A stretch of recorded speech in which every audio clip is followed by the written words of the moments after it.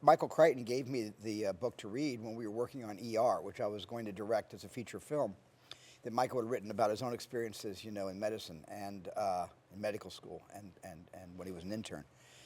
And I asked him one day what he was doing next, what kind of book was he writing, and Michael said that he really could only give me a taste. And he said, all I can tell you, because all my books are secret, this book is about dinosaurs and DNA. And it changed my life. And I think it changed his, because I immediately lost interest in ER as a movie and started pumping him for news about what this was all about. It was so absolutely intriguing to be able to say it in a single bite like that. And that was the beginning of our relationship and evolving Jurassic Park into a film.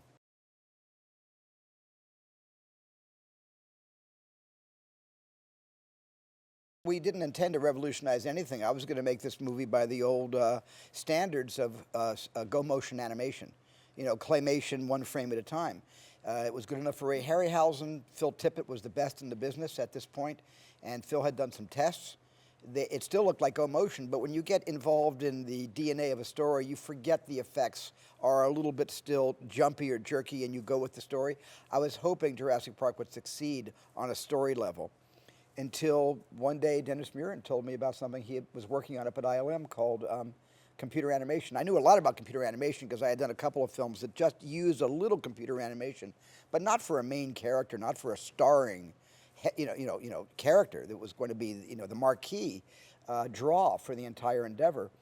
And he started doing tests, and the tests that Dennis Muren did is what revolutionized the business.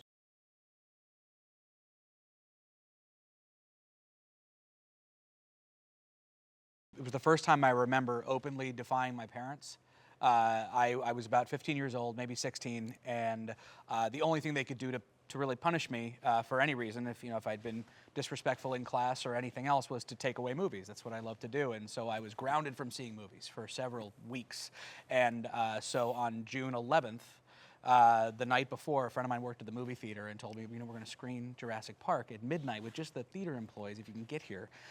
So I snuck out of the house and I put the pillows under the bed, under the covers, and I rolled the car slowly down the hill. And I told them years later that this is what I'd done. And I've apologized openly for that. I don't encourage other young people to do it, but it was a very indelible memory. And it was the first time I'd heard digital sound. It was at the Grand Lake Theater in Oakland, California. It's a big, old, beautiful movie palace. And there were just 4 of us. And it was almost like a private screening. And I didn't know what to expect because he was so good at not revealing anything. And I had seen a couple little clips, and I actually hadn't read the book, and which actually I considered to be a great gift because I didn't know what was going to happen. And it was, it's one of the most thrilling films ever made. And so to have that memory at that particular moment in time is a gift.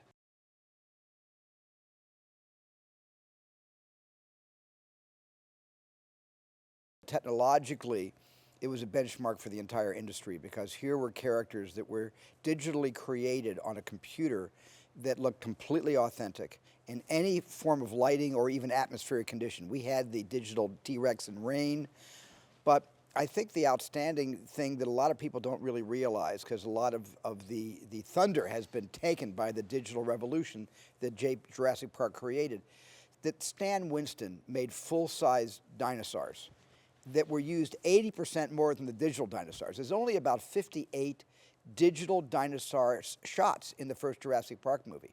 Everything else was covered by actual full-scale replicas of fully mechanical, the T-Rex, the trike, the sick trike, even the brachiosaur eating the branches that Grant and the kids were feeding him from the tree. And so, in a sense, there was still the analog and the digital working hand in hand on Jurassic Park. And I think if there's a benchmark, it's that benchmark between the greatest mechanical animals ever created, in my opinion, in history, and the first digital characters rendered, that basically drew you to see the film.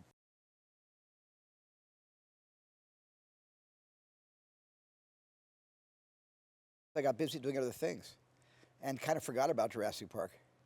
But a lot of people that I bump into that I'd never met before will remind me by simply saying, when is the next Jurassic Park coming out? And that that accumulated after a while, and I started to then put some thought into it.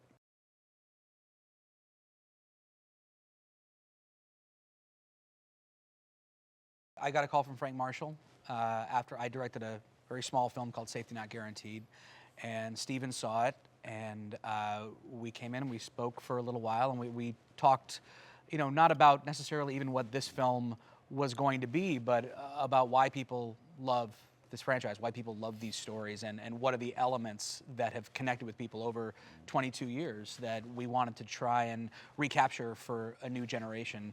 And it was a great conversation, and we all agreed that it was going to be about the story and about the characters and having a narrative that was going to draw people in, because that's what makes you believe in the dinosaurs, is if the people feel real.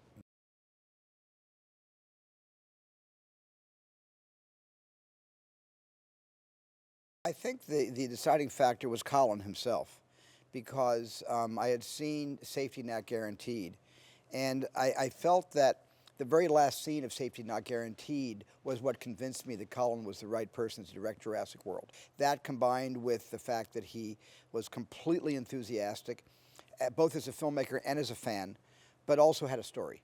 He had a story to tell. He didn't just come in and say, I'd like to render my services directing the 4th installment.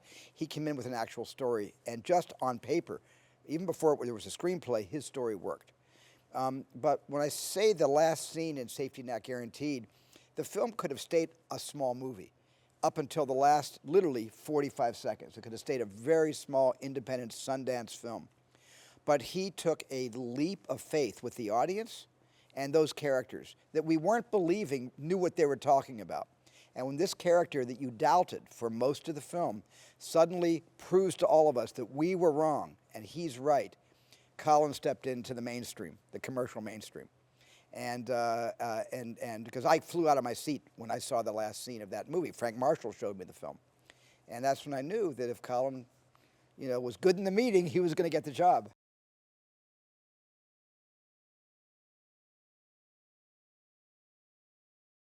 Well, you know, initially, there were a couple elements that were there when we showed up, and you know, Steven had the idea to make it a fully functioning theme park, and we thought that was incredible. I really felt like we should enter this park through the eyes of a child, which we do in the film, because that's what we are when we think of a fully functioning Jurassic Park. And then the other idea that he brought forward, which I thought was fascinating, is let's make a movie about our relationship with animals on our planet right now, but replace them with dinosaurs. And we cage animals, we view them in zoos, we use them for agriculture, we use them in weaponry for war, and taking off from that idea and exploring, you know, what if humans and dinosaurs have been coexisting for a while and we get to go to the next level of that relationship. There were a lot of really interesting themes and ideas in that, so we just grabbed onto that and ran with it as far as we could.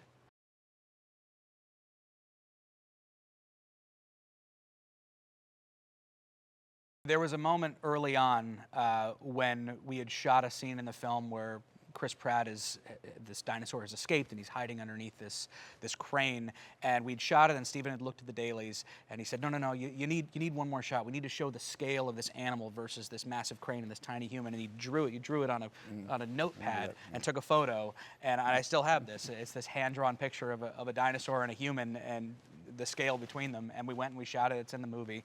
And things like that, being able to step back, and it was actually helpful that he was able to be looking at these things on a daily basis, but be a bit removed from it, and he could see the forest for the trees. He could see what I couldn't, and looking at it on a macro level was so helpful for me. I'm in there in the mud and the dirt underneath this crane all day, and he was able to say, no, this one more thing.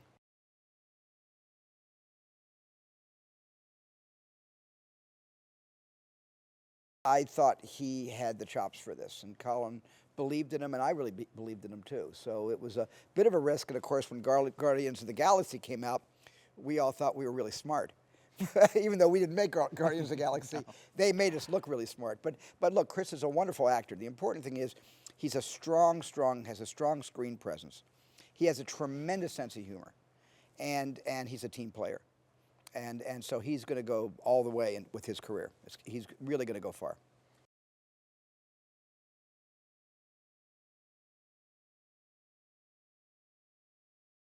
The international cast is just part of it being an international movie. I don't consider this a movie for America. It's a movie for the world, because this movie is beloved all over the world. And we went out of our way to not only make Jurassic Park feel like Jurassic World, excuse me, feel like a real place that you could go, but to have signs in all different languages, and you hear throughout the park, all of the announcements are in different languages. So it really feels like a place that everybody on the planet will not only can go, but will want to go.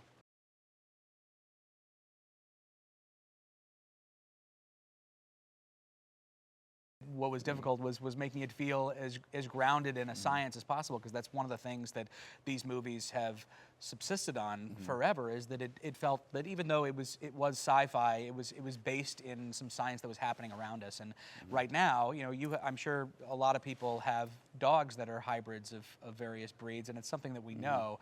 And we thought we could take that and build it into something fearsome that had certain attributes from various animals that would have been incorporated into it. And one of the other advantages that we had is, because this park isn't entirely reliant on mosquitoes anymore, we were able to have an underwater reptile that was a new addition to this film. And I remember, I think it was you in person, I showed you this image of the mosasaurus coming out of the water and eating a shark.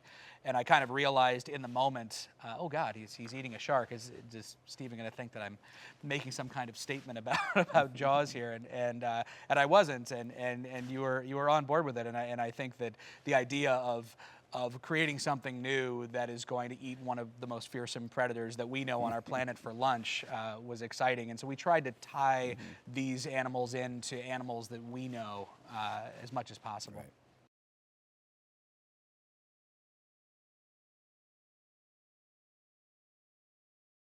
Right. Well, the first movie, took a lot of pain to establish how intelligent the raptors were, and that sort of is proven when the raptor learns how to open the door when the kids are hiding in the kitchen, and and so we've established early on, and I think Jack Horner and other paleontologists have also figured out, just based on the fossil record, that the raptors were one of the most intelligent of all the animals, and so that intelligence is a bonus for Jurassic World, because it plays into the plot in a very important, significant way.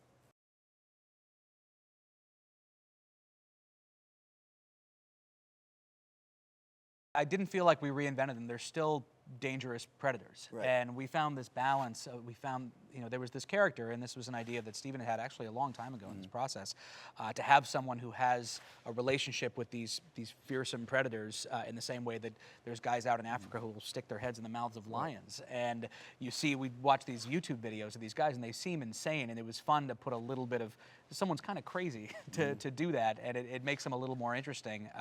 And look, I mean, the raptors certainly aren't entirely friendly at the beginning, middle, or the end of this movie, and we certainly didn't want to defang them in any way. Right. We just wanted to take this relationship that had been evolving over all three pictures to the next level.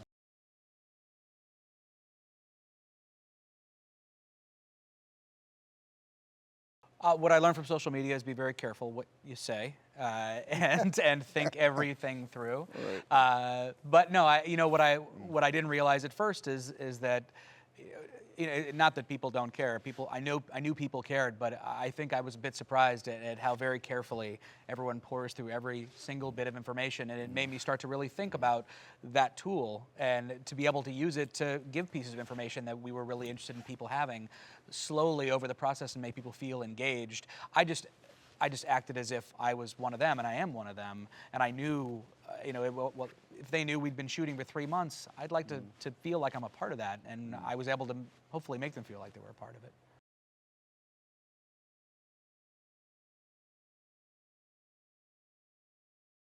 I was excited to be there.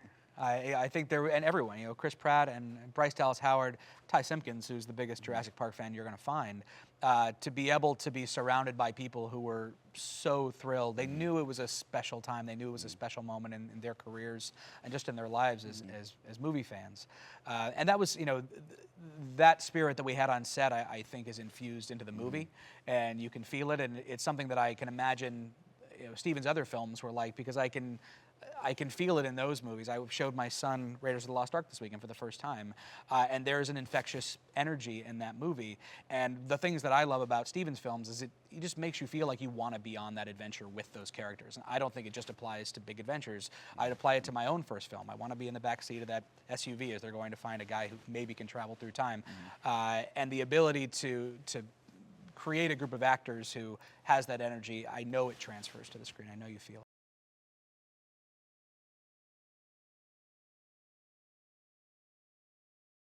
Yeah, you know, and it wasn't just this movie. It was a lot of movies that Steven was responsible for, and so I didn't just want to infuse the spirit of Jurassic Park into this movie. It was the feeling that I had watching a lot of Amblin films, and the fact that this is an Amblin film is something I'm very proud of, and I see that as a particular way that a movie makes you feel, and I consider, to me, Amblin movies are kind of, you know, movies for adults made by children. And that's what I wanted to infuse into this. I feel like I was a child getting to make a movie with, you know, all the big lights and the cameras, and I think you feel it when you watch it.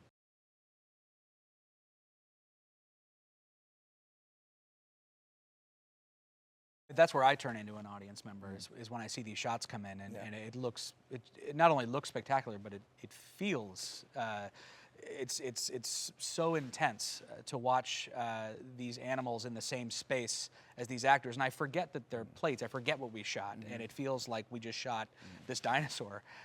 It's extraordinary, and that's a place where I just sit back and, you know, become a fan immediately.